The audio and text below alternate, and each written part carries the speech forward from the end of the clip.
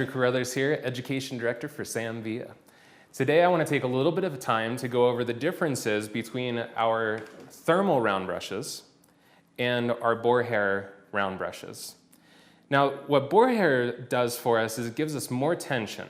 It's going to give us more polish, and it's going to give us a little bit more condensing of the cuticle. So especially on those unruly textures, boar hair really tends to be king. On finer hair especially, we can switch to a thermal brush that has a little less tension. It's not going to condense the cuticle quite as tightly, so we're going to leave a little bit more body to the finer hair. The nice thing about a thermal brush is this is actually going to retain much more heat for us. So if maximum texture, maximum curl is our priority, this is going to be the brush that we need to use. So we're going to do a little demo on Haley here.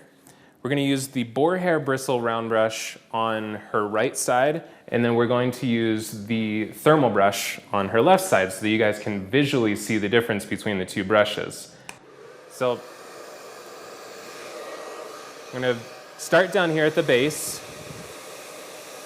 and work, and you can see that Haley's got to hold on pretty strong because there's so much tension with this brush that I'm really putting a lot of stretch on the hair. And she's doing a great job of not just flying out of the chair. The great thing is with this much tension, what you can do is on very, very coarse or very challenging hair, we can get that smooth. So even though it's a round brush, a lot of times I'm also using this round brush for smoothing hair because I can get a lot of tension on really coarse, challenging hair. Haley does have a nice medium texture of hair, so we'll be able to use either or brush. So we'll really be able to see the difference that we'll get on a medium texture here. So now I've switched to working down through the mid-shaft and ends of the hair. And as I come through, I'm just really going to focus lots of heat right on the very ends there, because that's always the hardest part to get polished. We're going to pick up, we're going to come down to the base, give one more nice hot check all the way through, set it in there. We're going to pull that out. Now we're just going to let that rest and cool. While that cools, let's switch to the other side and let's switch to the thermal brush. So now we have the small thermal styling brush. We're going to do the exact same technique. Now you'll notice I'm kind of switching a body position. I'm bringing the blow dryer around this way. And the reason I'm doing that is I want to keep that curl pattern going in the same direction. If I kept the same body position, I would end up curling the hair towards Haley's face. So again, starting down at the base, working the base first. You can see how much easier the brush is slipping through. I've got the dryer on high heat because I want as much heat as possible hitting the brush. I'm still getting a nice polish because we do include that boar hair bristle in our thermal brushes.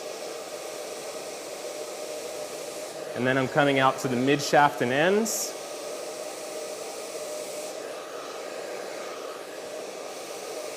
And again, as I come out to these ends, I really want to slow down, especially with ombre being such a popular technique right now. A lot of our guests have really compromised ends that need a little extra time and heat on them to really get them polished. I'm going to come back down to the base, come all the way out into those ends, make sure I wrap those ends in there real nice. And then I'm going to wrap that back down. I'm going to let that set and cool on the brush just for a moment.